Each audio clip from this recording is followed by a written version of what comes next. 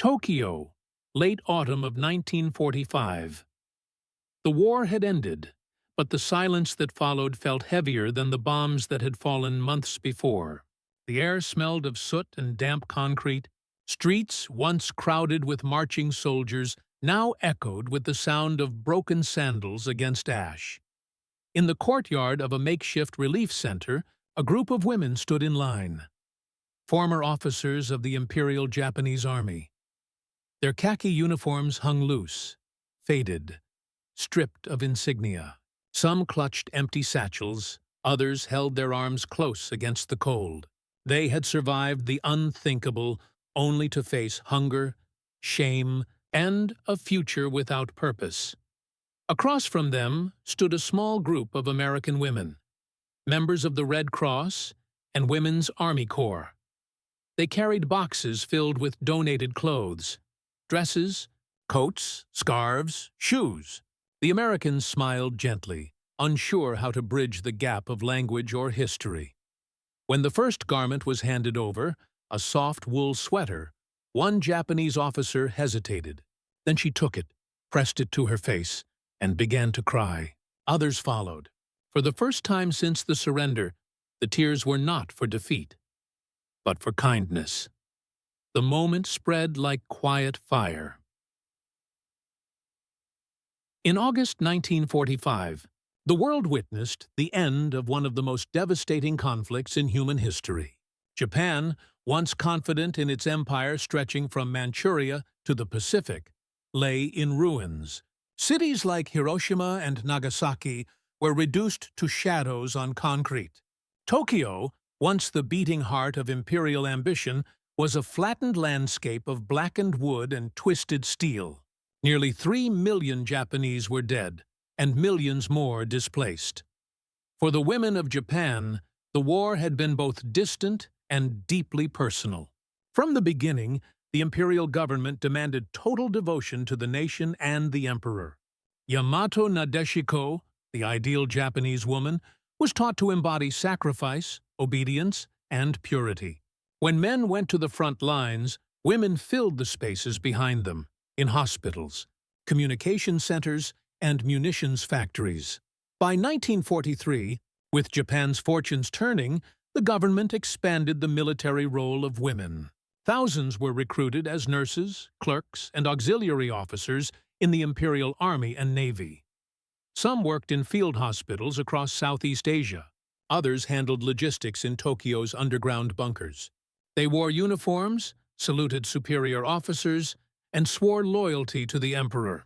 Many believed that dying for Japan was the highest honor possible. But when Emperor Hirohito's voice came over the radio on August 15, 1945, announcing Japan's surrender, that belief collapsed. For most of these women, it was the first time they had ever heard the emperor speak. His words were calm, almost gentle, yet they carried the weight of humiliation. The divine empire had fallen. In the days that followed, despair settled over the country like winter fog. Soldiers burned their uniforms. Civilians destroyed family altars and military records to avoid Allied punishment. Food was scarce. The black market thrived. Malnutrition spread through the cities. For former female officers, the shame was doubled. They were neither civilians nor soldiers anymore. They had served loyally, only to return to a nation that no longer existed. Some of them found work in government offices under American supervision. Others wandered, searching for lost families amid the ruins. A few, stripped of all means to survive, turned to selling their possessions, or themselves, to eat. Japan's defeat wasn't just military, it was moral and cultural. The rigid codes that once defined life, loyalty, duty, purity, had disintegrated overnight. And yet, amid that ruin, another kind of movement began to form.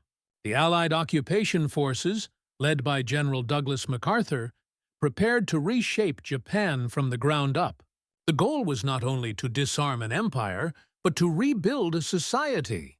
Democracy, education, and women's rights became central pillars of reform. But in late 1945, those ideals were still distant dreams. For the people on the ground, Japanese and American alike, the immediate task was survival. The U.S. military and humanitarian organizations began distributing food, medicine, and clothing. To many Japanese citizens, these supplies were both a blessing and a bitter reminder of defeat. In that uneasy silence between occupier and occupied, the first encounters began. American women, nurses, volunteers, and military auxiliaries entered Tokyo not as conquerors, but as helpers. They were young, often in their 20s, and had spent years hearing propaganda that painted the Japanese as ruthless and fanatical. Now they saw something entirely different, a people starving, silent, and broken. When they reached the relief centers, they found former soldiers and officers, men and women alike, stripped of their uniforms and their pride. Among them stood the female officers, trying to maintain composure as they queued for aid. Their hair neatly tied, their posture straight, even when their stomachs ached from hunger. They bowed politely, speaking little, but the shame in their eyes said everything. For these women, accepting help from Americans was almost unbearable. They had once sworn to die rather than surrender. Now, they were being offered clothes and food by the very people they had been taught to despise. It was in this fragile space, between pride and survival, memory and mercy, that the moment from our opening scene took place.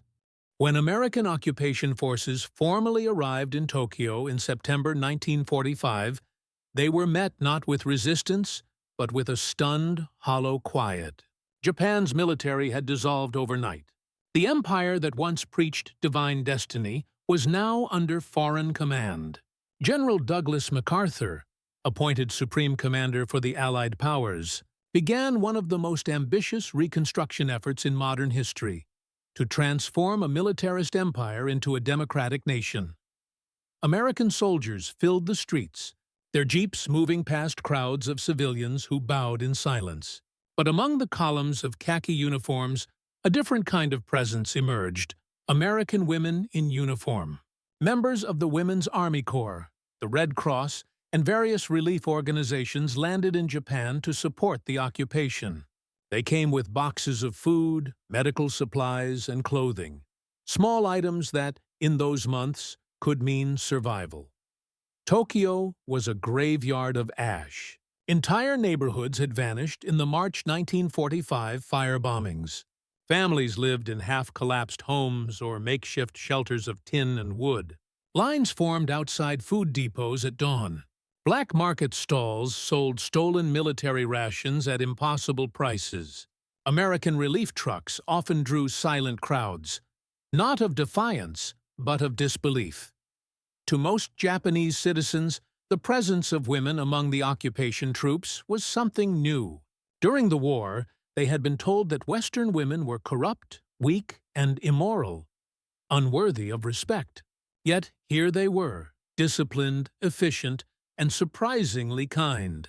They smiled as they handed out supplies, spoke softly to children, and offered comfort to the sick.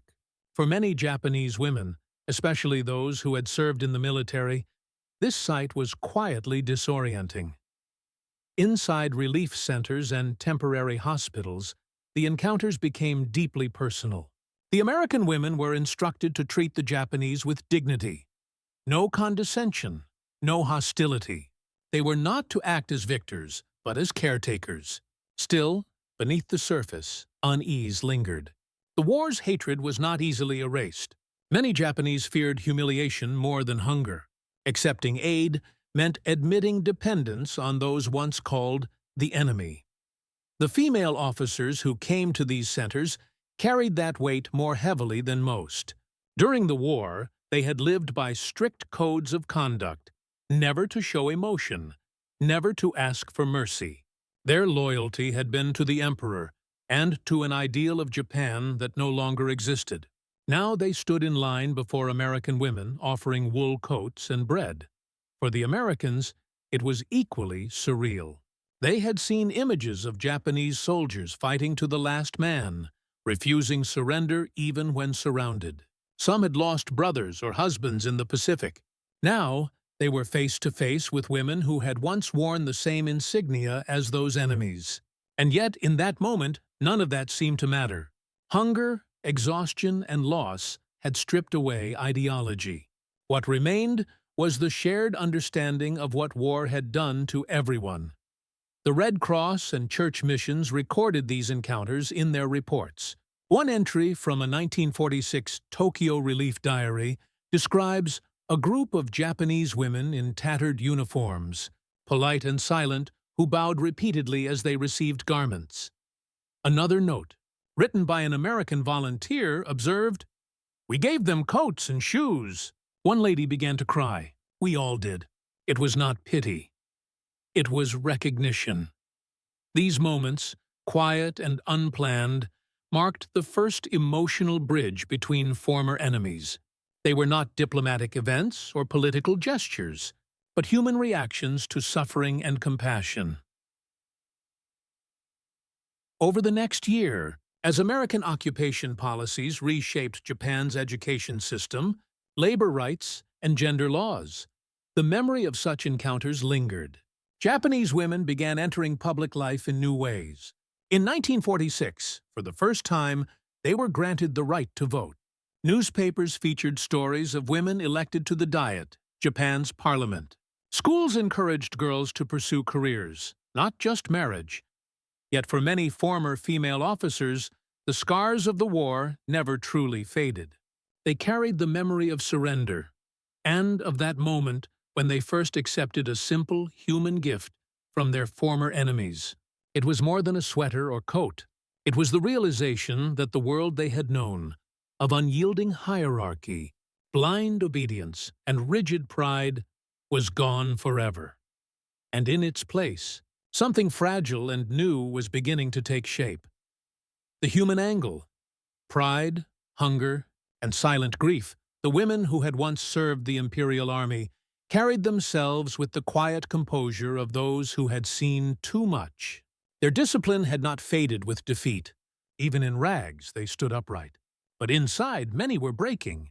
Post-war Japan was not simply a place of physical ruin. It was a landscape of emotional collapse.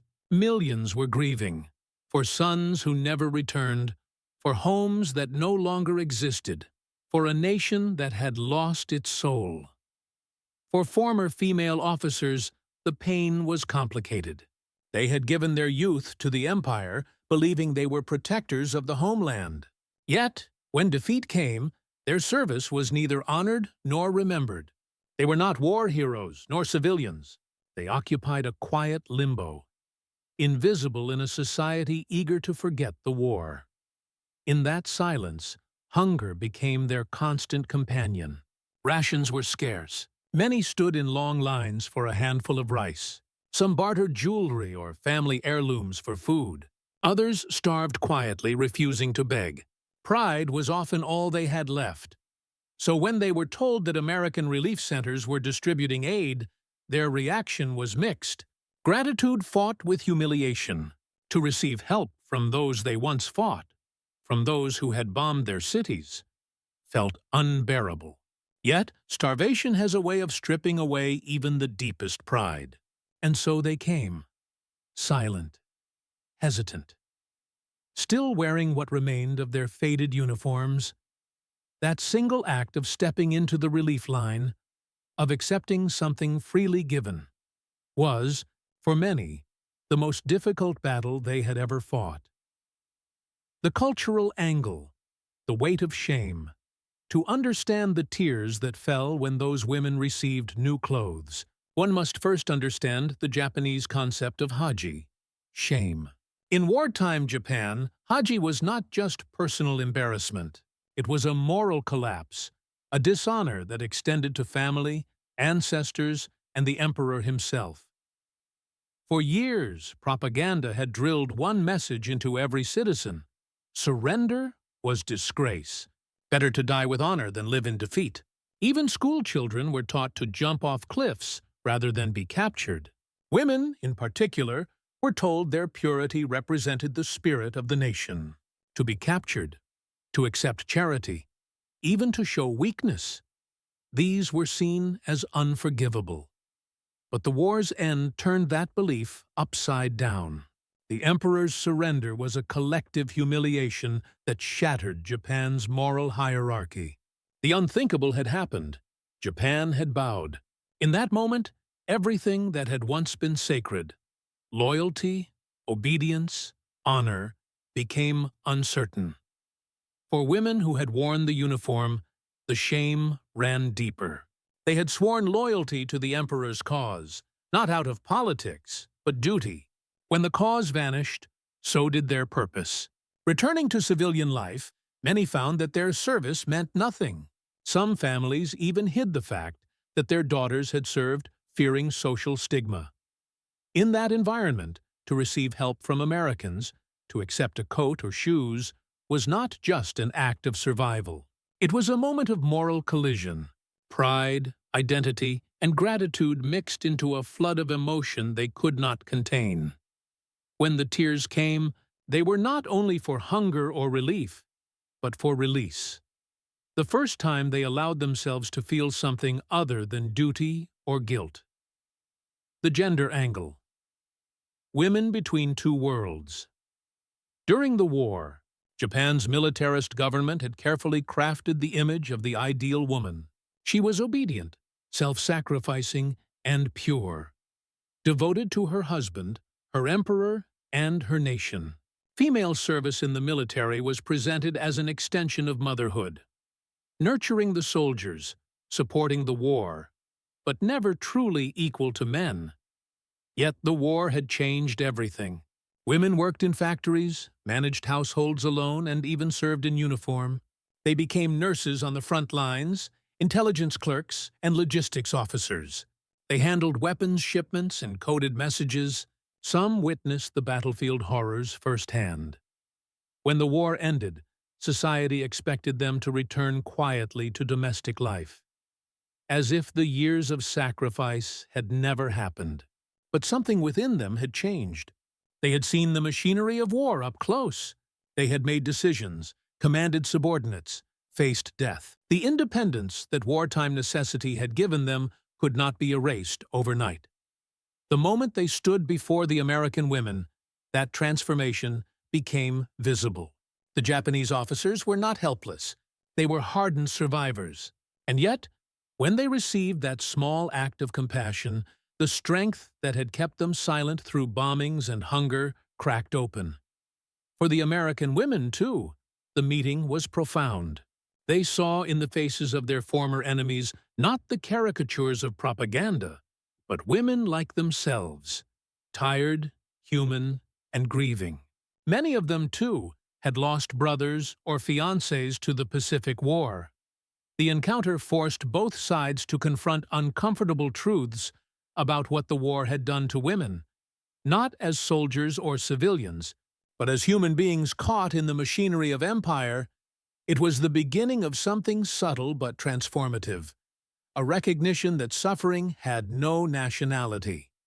4. The American humanitarian angle. Rebuilding through compassion for the Americans who arrived in Japan after the surrender, victory was not accompanied by celebration. It was followed by the sobering task of rebuilding an enemy's home. The U.S. government, alongside the Red Cross, the Women's Army Corps, WAC, and church missions, launched one of the largest post-war humanitarian efforts in history. Millions of tons of food, clothing, and medicine were shipped into Japan between 1945 and 1947. Among the first to distribute them were American women. They came not as conquerors, but as caretakers. Many were young, nurses, social workers, or military clerks, who had lost loved ones to the very army they were now helping.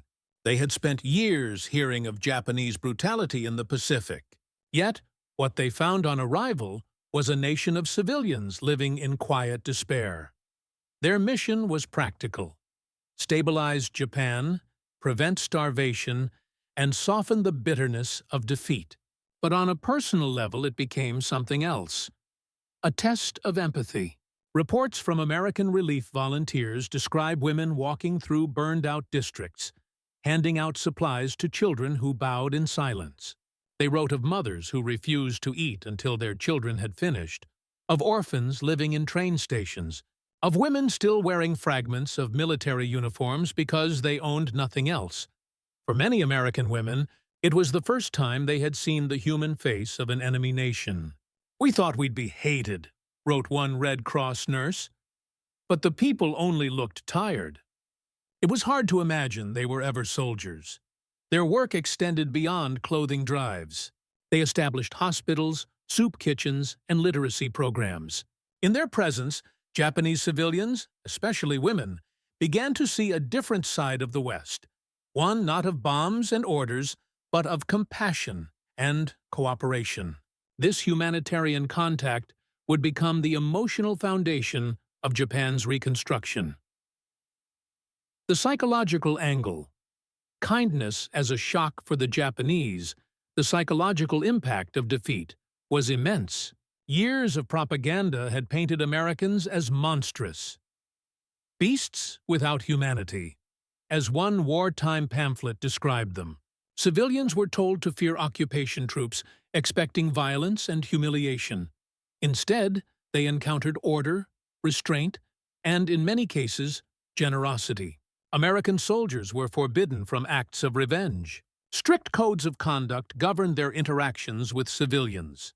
MacArthur's administration understood that rebuilding Japan required more than disarmament. It required trust. When American women entered this setting, their presence intensified that shock. To the Japanese, the sight of women in military uniform was already disorienting. Western gender roles appeared radically different. These women spoke directly, moved freely, and interacted with men as equals. Their confidence and independence challenged deeply rooted Japanese expectations of female behavior. And yet, their gestures were gentle. They handed out garments not with pity, but with sincerity. For the Japanese women, this created a deep emotional dissonance. The same nation that had reduced their cities to ash was now offering them kindness. The result was often confusion, followed by emotional release. A former Japanese army nurse, interviewed years later, recalled, "We were told the Americans would kill us. Instead, a young woman gave me her gloves because my hands were cold. I could not stop crying." Psychologists who later studied post-war Japanese society often pointed to these small human encounters as catalysts for healing. When an act of mercy contradicts everything one has been taught, it forces the mind to rebuild its understanding of the world. That moment, an enemy extending warmth instead of vengeance, marked the beginning of Japan's psychological recovery. The moral angle. From vengeance to humanity, war destroys not only cities, but moral boundaries. During the Pacific Campaign, both sides committed atrocities. Hatred had become institutionalized. For years, Americans and Japanese alike were taught to see the other as less than human. In the aftermath, the occupation could have easily continued that pattern. Dominance over compassion, punishment over understanding. But something unexpected happened. Through the daily acts of ordinary people, morality began to rebuild itself from the ground up. When American women reached out to help, they were not making grand political gestures. They were responding instinctively to human suffering. They washed wounds, shared food, and dressed the defeated. In doing so, they challenged the idea that victory justified cruelty. For Japanese women, accepting that help meant confronting their own internalized narratives of purity and pride. It meant recognizing that mercy could come from those once labeled as enemies. This recognition did not erase the war's horrors, but it began to restore moral balance. A quiet reminder that humanity still existed beneath the ashes. Historians often describe post-war Japan's transformation in terms of economic policy, constitutional reform, or military disarmament. But beneath those structural changes lay something far more fragile: moral restoration through empathy. The day those Japanese officers cried, they did not cry for defeat or hunger alone. They cried because, In that moment, the world seemed to remember what it meant to be human. Tokyo, early winter, 1946. The air was cold enough to bite through thin cotton. A gray haze hung over the city, a mix of smoke, dust, and frost. In what had once been a government office near Hibiya Park, a relief distribution center now stood. Its walls were patched with plywood, its windows covered with paper to block the draft. Inside, rows of tables held piles of donated clothing, sweaters, coats, skirts, and children's shoes sent from across the Pacific. A line of women stretched outside the door, quiet and motionless. Among them stood a group whose posture set them apart. Former officers of the Imperial Japanese Army. Their once-pressed uniforms were threadbare, the insignia long removed. They held themselves upright, as if posture alone could preserve the dignity that hunger had taken away. The American relief workers inside, mostly members of the Women's Army Corps and the Red Cross, were not prepared for what they saw. They had distributed aid to civilians before. Mothers clutching infants, laborers in torn clothes, orphans without shoes. But this was different. These were women who had once served a military machine that had sworn to fight to the last breath. Their faces were proud, but their eyes betrayed exhaustion. One of the Americans, a young nurse from Michigan named Lieutenant Ann Roberts, recorded what she saw in her journal. They stood so straight, even though they were shivering. I could see their hands were cracked from cold. They thanked us before we even gave them anything. There was no hatred, no anger, only silence. The process was simple. Each Japanese woman stepped forward, bowed, and was handed a garment. But the atmosphere in the room felt heavy, almost sacred. Every movement was slow, deliberate. The Americans spoke softly, though few words were understood. The Japanese women responded with deep bows, their gratitude restrained but unmistakable. Then something unexpected happened. An elderly Japanese officer, perhaps in her late 30s, though the war had aged her beyond her years, stepped forward. Her uniform, faded to a pale brown, was carefully mended at the sleeves. When an American volunteer reached into a box and offered her a wool coat, she hesitated. Her hands trembled slightly. She looked at it for a long time before taking it. In that silence, something broke. The woman pressed the coat against her chest, then covered her face. Her shoulders began to shake. She was crying, quietly at first, then uncontrollably. No one in the room moved. The Americans froze. The Japanese women behind her lowered their eyes. The only sound was the muffled sobs of a woman who, for years, had been taught never to cry in front of others. Ann Roberts later wrote, "It was the kind of crying that comes from somewhere deeper than grief. I think it was everything. The war, the loss, the shame, and maybe, for the first time, relief." Within moments, more women began to cry. One tried to hold her tears, but her lips quivered, and she failed. Another covered her face with her sleeve. The room that had been silent only minutes before was now filled with the quiet sound of weeping. Soft, restrained, but deeply human. The American women, overwhelmed, stood still for a moment. Then one of them, an older volunteer named Mrs. Helen Cooper, reached out and placed her hand gently on the shoulder of the nearest Japanese woman. No words were spoken. That simple act of touch, once unthinkable between enemies, dissolved the invisible wall that had separated them. Others followed. An American soldier passed out tissues. A Red Cross nurse knelt to help one woman tie her shoes. It was as if the war, with all its hatred and fear, had momentarily stepped aside to make room for something else. No journalists recorded the event. There were no speeches, no photographs for history books, but those who were there never forgot it.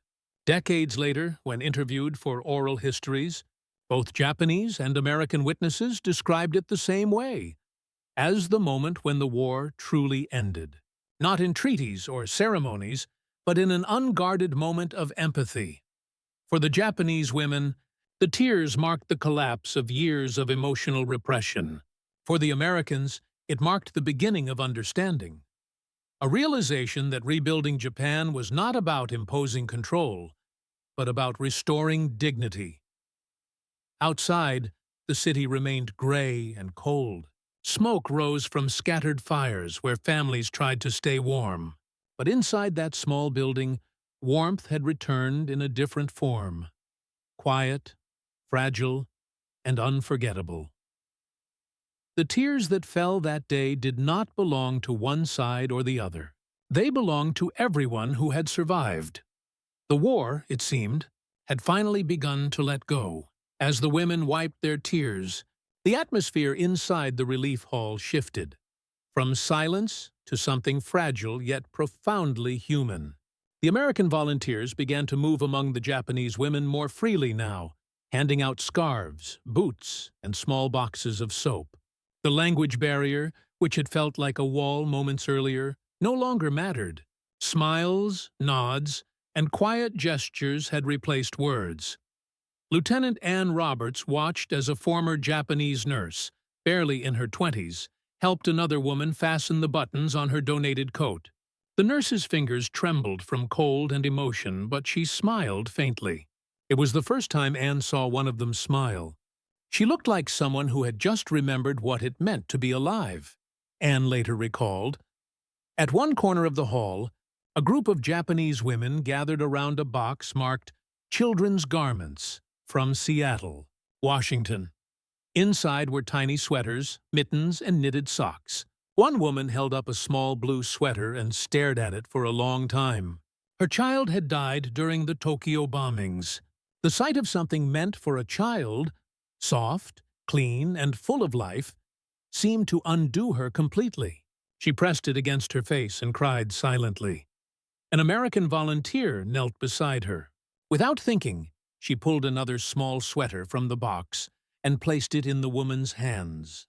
The woman looked up, met the American's eyes, and nodded. It was a simple acknowledgement, but in that nod was the entire weight of forgiveness, not of others, but of oneself.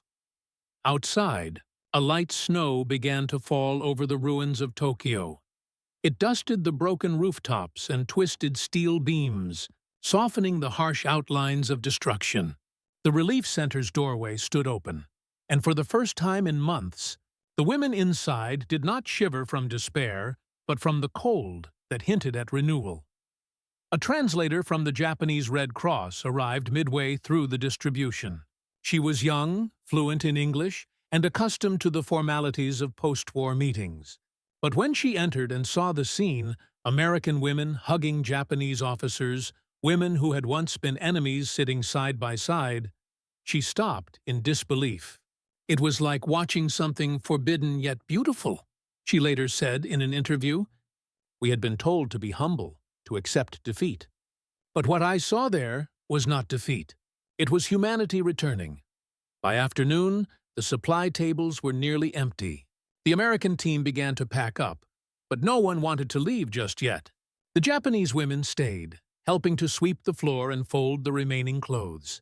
A few offered quiet words of thanks in broken English. "Thank you very much. We never forget." Before departing, Lieutenant Roberts took out her small Army-issue camera. She asked, through the translator, if the women would allow a group photograph. There was hesitation at first. Many of the Japanese women were ashamed of how they looked, their uniforms worn and patched, their faces thin from hunger. But one of them finally nodded, and the rest followed. They stood together in 2 rows, Americans and Japanese, officers and civilians, against a backdrop of cracked plaster and makeshift windows. The photograph, taken in haste, was never published, never officially archived. But Anne kept it in her personal notebook for the rest of her life. In that photograph, no one is smiling widely. The expressions are calm, subdued. Yet, if you look closely, there's a quiet softness in their eyes, a shared understanding that something irreversible had just occurred. Years later, a copy of that photo surfaced in a private collection in Washington, D.C. The caption, written in faded pencil, read, Tokyo, 1946. First relief distribution to former women officers. They wept. What those tears represented went beyond sorrow. For the Japanese women, it was the release of years of indoctrination, the end of an era where emotions were weakness and obedience was virtue. For the Americans, it was the realization that compassion could do what bombs never could: rebuild the human spirit. As dusk fell over Tokyo, the women left the center one by one. Some walked home in silence. Others clutched their new coats tightly around their shoulders. One turned back before leaving, bowed deeply toward the Americans and whispered, "Arigato." Her voice cracked mid-word, but the meaning was clear. Anne watched them go. She would later write in a letter to her mother, "We came here to give clothes, but what we witnessed was something far greater." I think, for the first time, both sides understood that mercy is not weakness. It is survival. That night, as snow continued to fall over the battered city, the sound of quiet laughter drifted through the cold air from a nearby alley. The laughter of women who, for the first time since the war's end, felt alive again. It was not a victory parade. There were no flags, no speeches.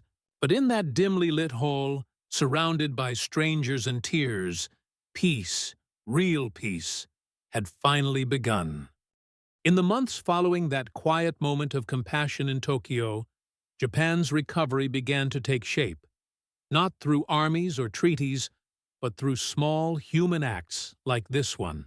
The American occupation, led by General Douglas MacArthur, shifted its tone from strict control to gradual reconstruction.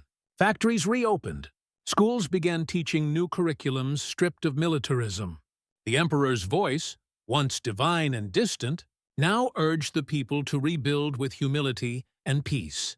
For Japanese women, especially those who had served in the military or supported it through nursing and logistics, the post-war years were an entirely new battlefield. Their roles, once defined by loyalty, sacrifice, and silence, were dismantled overnight. Many had lost families, homes, and purpose. Yet, it was within this emptiness that transformation quietly took root. The same women who once saluted in uniform now learned to sew civilian clothes from relief fabric. Some joined local cooperatives founded by the American-led Civil Information and Education Section. Others became teachers or nurses again, this time not for war, but for healing. It was as if the garments handed to them in that relief hall symbolized more than warmth. They represented permission to exist beyond the battlefield. Reports from the Allied occupation detail how the distribution of aid, especially women-to-women efforts, had a profound psychological impact. American Red Cross records from 1946 mention visible emotional responses during civilian clothing drives.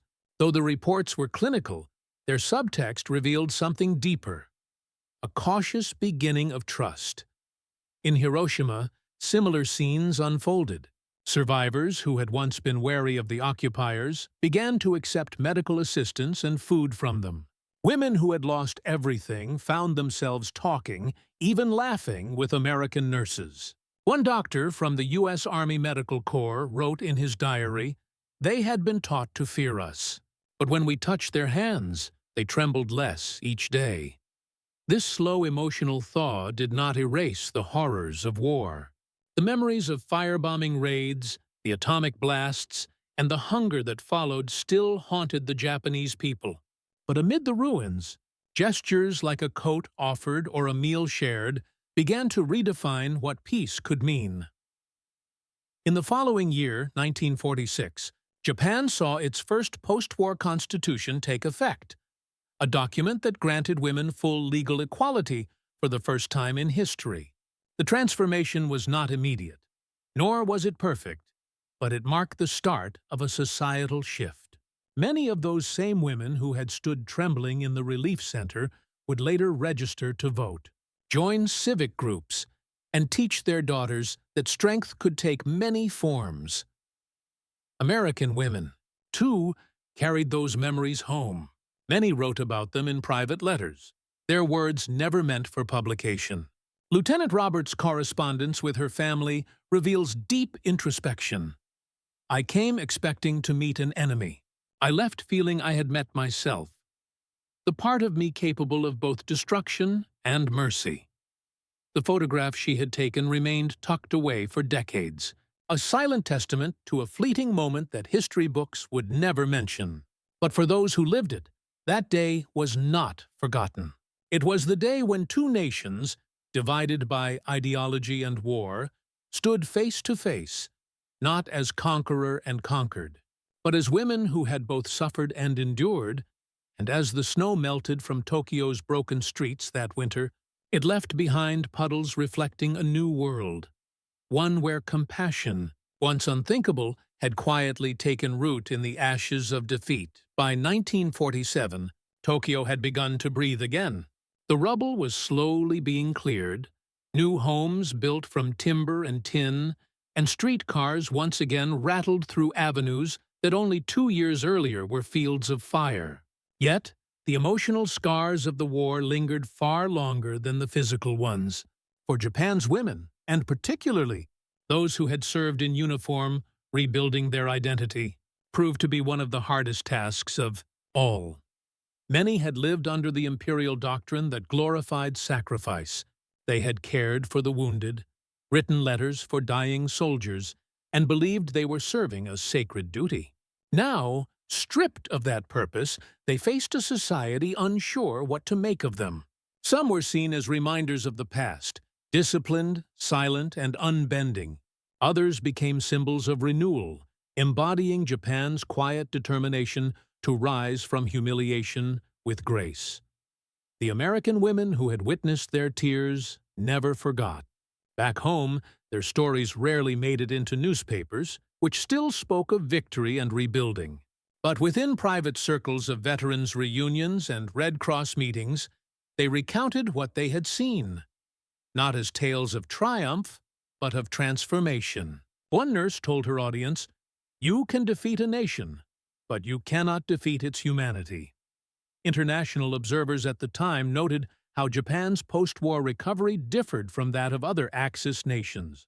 In Germany, the division of East and West created sharp ideological rifts. But in Japan, much of the rebuilding happened through small human connections.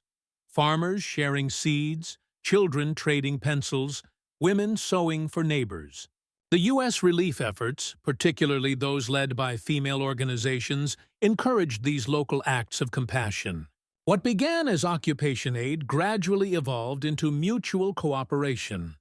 By 1948, clothing drives had distributed over 30 million garments across Japan.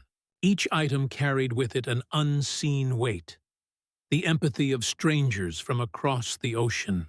In that sense, the relief hall where the Japanese officers once cried was not an isolated event.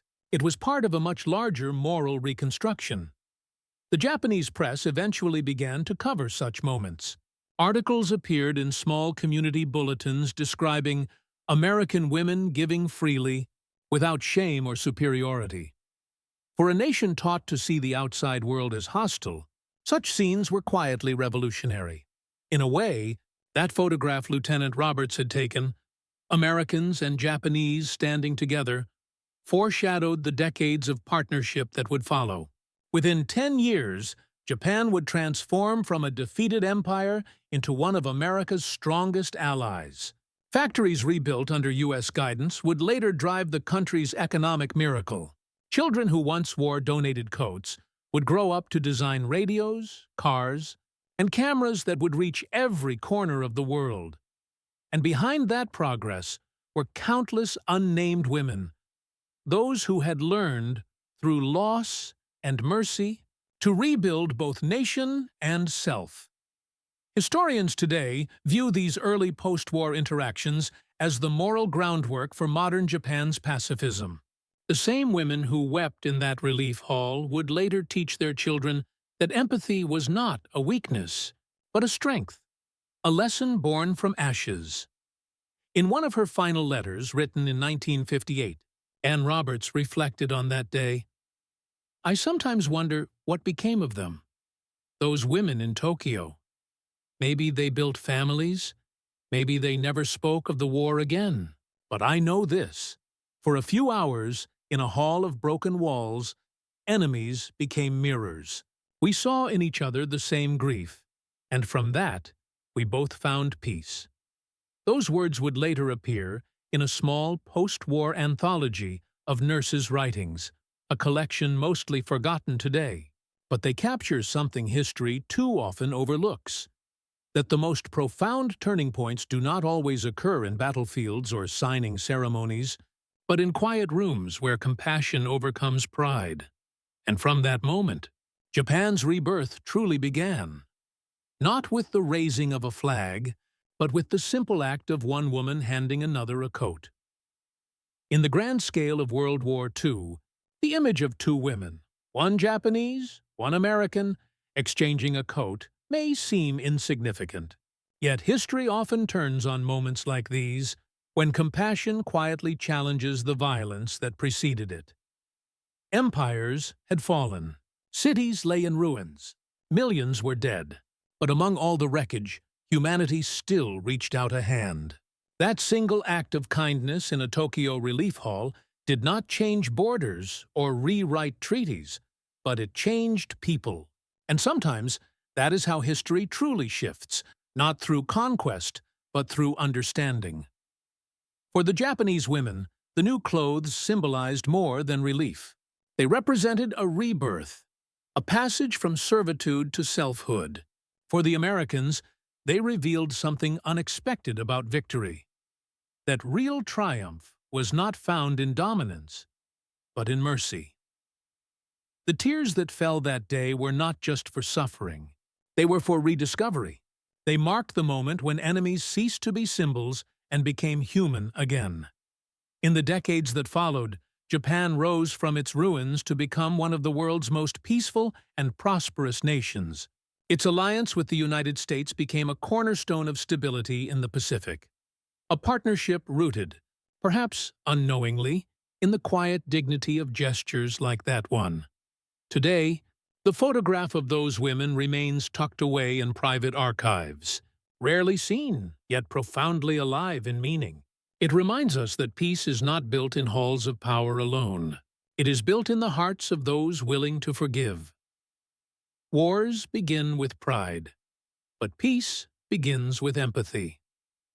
And on that cold winter afternoon in 1946, amid the ashes of Tokyo, a handful of women proved that even after humanity's darkest hour, compassion could still light the way forward.